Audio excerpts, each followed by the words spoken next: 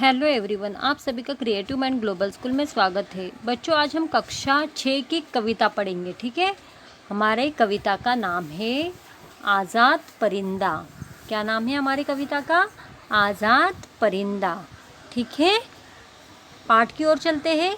क्या आपने पिंजरे में बंद किसी पक्षी को देखा है? कभी देखा है क्या बच्चों आपने किसी पिंजरे में बंद पक्षी को? बताइए कि अगर पिंजरे का दरवाज़ा खोल दिया जाए तो वह क्या करेगा। अगर सोचो, जिस पिंजरे में उसे बंद कर रखा है उस पिंजरे का अगर दरवाज़ा खोल दिया जाए तो क्या होगा। कविता शुरू करने से पहले एक बार कठिन शब्द देख लेते हैं, जिससे हमें कविता समझने में आसानी होगी। ठीक है। परिंदा, परिंदा मतलब होता है पक्षी। राहे मतलब होता है रास्ते। बगल मतलब होता है पास। ठीक है, तो शुरू करते हैं हम हमारी कविता, जिसका क्या नाम है? आज़ाद परिंदा। आओ पढ़े। खुले गगन में जिंदा हूँ मैं, एक आज़ाद परिंदा हूँ मैं। ऊंची लंबी मेरी राहें, उड़ूं हवा में खोलूं बाहें। घूमूं टहलूं जाऊं कहीं भी, उछलूं नाचूं गाऊं कहीं भी। किसी तरह का ना भी डर है, सारी दुनिया अपना घर है। कभी दूर तो कभी बगल में, कभी झोपड़ी कभी महल में। मंदिर मस्जिद और गुरुद्वारे, नदी समंदर झील किनारे। कभी लौटता रहूं रेत में, कभी खेलता फिरूं खेत में। बाग बगीचों में मैं जाऊं, अपनी मर्जी के फल खाऊं। झरने का मीठा जल पीता, इस तरह मैं हर दिन जीता। ठीक है। अब एक पक्षी है, उसके बारे में बताया गया है कि आज़ाद पक्षी क्या करता है। ठीक है। खुले गगन में जिंदा हूँ मैं। पक्षी क्या कहता है? मैं उस खुले गगन में जिंदा हूँ, जो मैं अपने मन से यहाँ वहाँ घूम सकता हूँ, है ना। खुले गगन में जिंदा हूँ मैं, एक आज़ाद परिंदा, एक आज़ाद पक्षी हूँ। परिंदा मतलब होता है पक्षी। एक आज़ाद में क्या हूँ? परिंदा हूँ। ऊंची लंबी मेरी राहें, उसकी राहें कैसी है? ऊंची लंबी। उड़ू हवा में खोलू बाहें, ऐसा लग रहा है कि हवा में मैं जब उड़ता हूँ तो अपनी बाहें खोल के उड़ता हूँ। घूमू टहलू जाऊँ कहीं भी, उछलू नाचू गाऊँ कहीं भी। पक्षी क्या कह रहा है? घूमू टहलू, मैं कहीं भी घूम सकता हूँ, कहीं भी जा सकता हूँ। उछल सकता हूँ, नाच सकता हूँ, गा सकता हूँ, कहीं भी जाके भी ये सारी चीज़ें कर सकता हूँ। किसी तरह का ना भी डर है। किसी तरह का डर है क्या उसे? नहीं, किसी तरह का ना भी डर है। सारी दुनिया अपना घर है। ये सारी जो दुनिया है वो किसका घर है? उस पक्षी का घर है। वो कहीं भी आ जा सकता है, कभी नाच सकता है, कहीं भी गा सकता है, कहीं भी खेल सकता है। कभी दूर तो कभी बगल में, कभी दूर तो कभी पास में। बगल में मतलब होता है पास में। कभी झोपड़ी कभी महल में, कभी झोपड़ी में जाके खेलते खेलते रुक जाता है तो कभी महल में। मंदिर मस्जिद, मंदिर मस्जिद व गुरुद्वारे, नदी समंदर झील किनारे। कभी मंदिर में, कभी मस्जिद में, कभी गुरुद्वारे, नदी समुंदर, कभी नदी, कभी समंदर, कभी झील किनारे। कभी लौटता रहूं रेत में, कभी कहाँ लोट मारता है? कभी लौटता रहूं रेत में, कभी खेलता फिरूं खेत में। कभी लोट कहाँ लगाऊं? तो रेत में लोट लगाऊं, तो कभी खेत में फिरूं।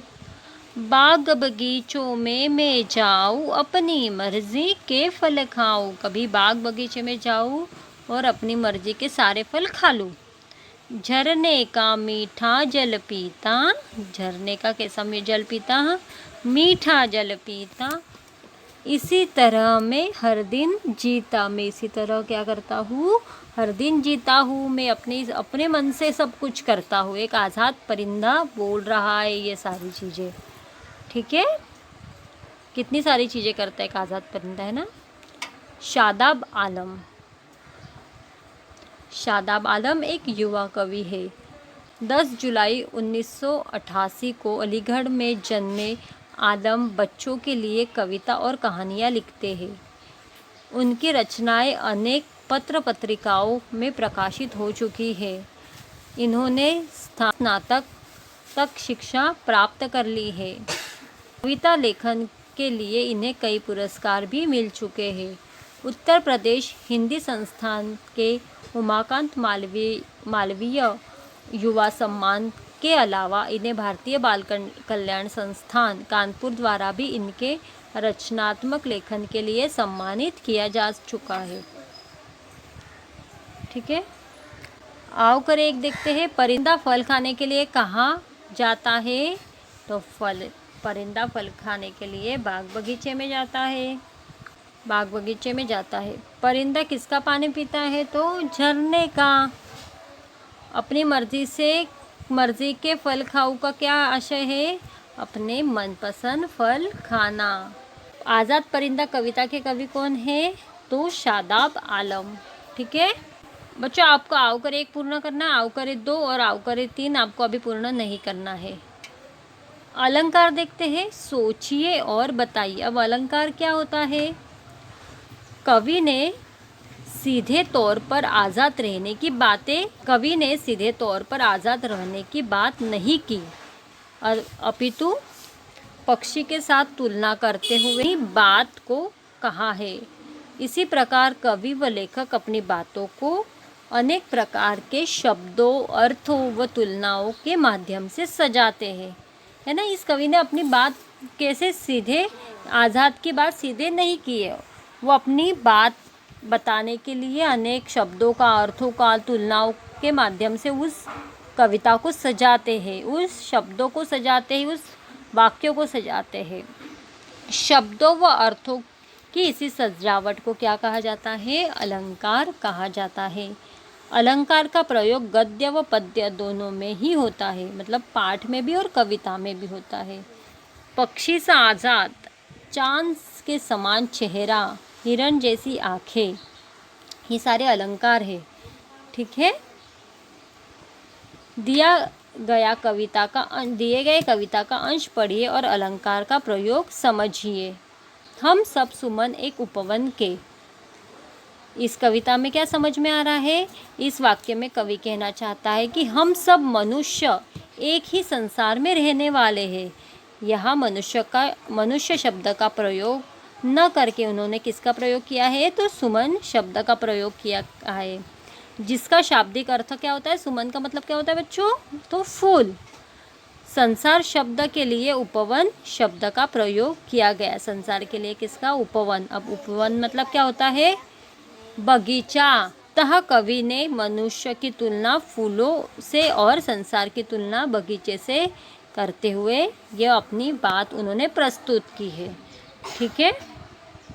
क्या होता है अलंकार, समझ में आया। कुछ वाक्यों में भी अलंकार का प्रयोग समझने के लिए नीचे गए हम उदाहरण पढ़ते हैं।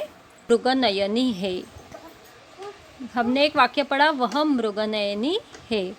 यहाँ आँखों के बारे में बताने के लिए लेखक ने मृगनयनी शब्द का, आँखों का मृगनयनी, ये आँखों के लिए बताने के लिए इसका उपयोग किया है, इसलिए सी खूबसूरत आँखें, ठीक है। मृग मतलब होता है हिरन और नयन मतलब होता है आँखें, तो हिरनी सी आँखें। उसका मुख चंद्रमा के समान है।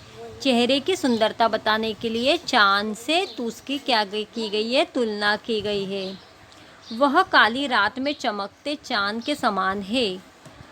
इस वाक्य में चेहरे को इतना सुंदर बताया गया है जैसे काली रात में चमकता चांद हो। वह लोमड़ी के समान चालाक है। यह चालाक लोमड़ी से तुलना करते हुए व्यक्ति के व्यवहार के बारे में बताया गया है। उसका चट्टान जैसा मजबूत शरीर है। शरीर की तुलना किससे गई? चट्टान, चट्टान से की गई है ना। ये सारे अलंकार थे। आओ करें 4, दिया गया कविता में अंश पढ़िए और बताइए कि कवि ने किस प्रकार से अपनी बात कहने के लिए अलंकारों का प्रयोग किया है। ये आपको एक बार करके देखना है, ठीक है। आओ करें 5, दिए गए वाक्यों को पढ़िए और वाक्यों में प्रयुक्त अलंकार पहचान कर उसका विवरण कीजिए, ठीक है। अब वाक्य पढ़ना है और उसमें क्या करना है, आपको अलंकार पहचान कर उसका विवरण करना है। जैसे फूलों सा खिल जाता मुखड़ा, ठीक है, तो उसको मुस्काने को फूलों के खिल जाने के समान बताया है, ठीक है। मुस्काने को फूलों के खिलने के समान बताया गया है। वैसे आपको आओ करे 5 एक बार करके देखना है, ठीक है बच्चों। आपको आपका गृह कार्य जल्दी पूर्ण करना है। धन्यवाद बच्चों।